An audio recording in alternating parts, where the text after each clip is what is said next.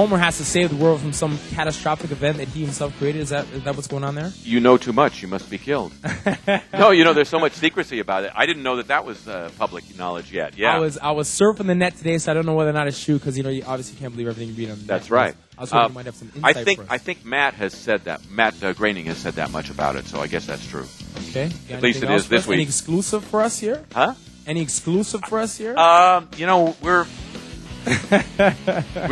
they have so much secrecy around there. It's like the CIA. It's great. The anticipation is killing me. I think that's the reason. Okay, we have an audience question here from Leanne. Hey, Leanne. How are you? Good. I was just wondering what Simpsons character you're most like in real life. Wow, I'm not like any of them in real life. Thank God. If I were like anybody, I guess it would be like Otto, for reasons that I won't explain now. That's great. Now, Mr. Burns. Yes. What did you say about Homer having to leave work to participate in the movie? Well, I think he's going to be docked at least a year's pay because it's taken a year to make the movie. So we'll take that out of his salary, and maybe some donuts will be missing, too. Now, as well, Mr. Burns, I have this employee I've been dealing with, and he's my senior.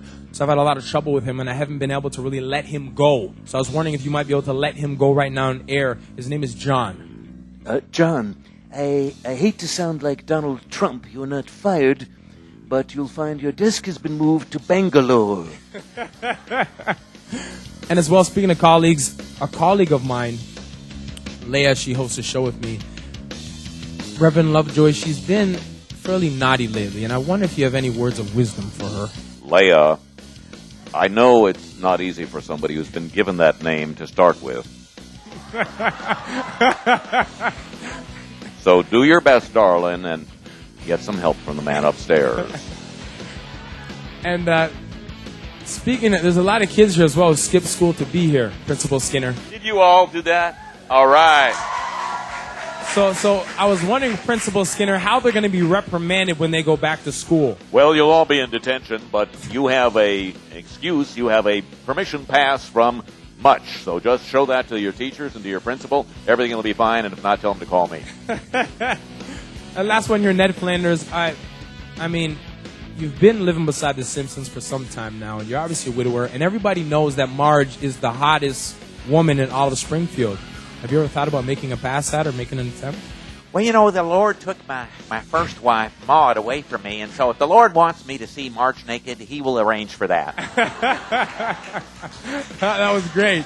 That was absolutely great. Now let's talk about this DVD. Harry Shearer, Now You See It. Yep. Fabulous DVD. Thank you. Full of comedy. I mean, Yeah! if you guys want 2 hours packed full of comedy, I suggest you go pick it up. Makes a great gift as well. One of the things I was wondering, considering your history and your past, I was wondering, how did you decide what you were going to put on this?